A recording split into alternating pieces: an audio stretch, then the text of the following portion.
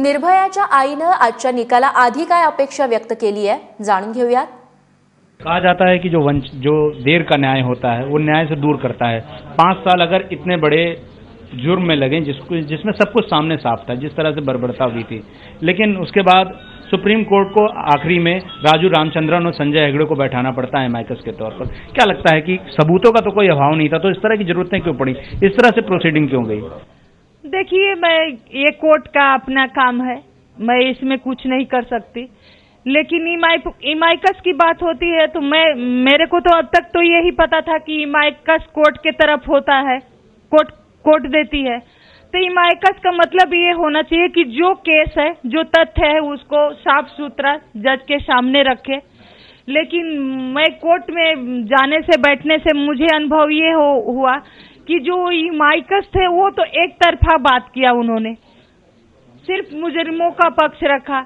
एक बार उन्होंने ये पक्ष नहीं रखा कि इस बच्ची के साथ, उस बच्ची के साथ उस रात को क्या हुआ, किस तरह से उसे मारा गया, किस तरह से उसको बर्बरता की गई।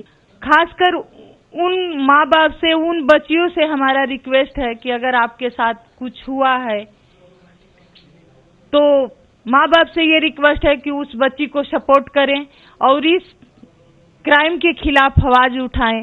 जब तक हम इस क्राइम को बर्दाश्त करते रहेंगे तब तक हमारे साथ होता रहेगा। तो प्लीज आप इस क्राइम के खिलाफ आवाज उठाइए, आप कोर्ट तक जाइए, थाने तक जाइए, मगर किसी तरह इस क्राइम के खिलाफ आवाज उठाइए। क्या सिर्फ फांसी की सजा ही आखिरी एक न्याय होगा?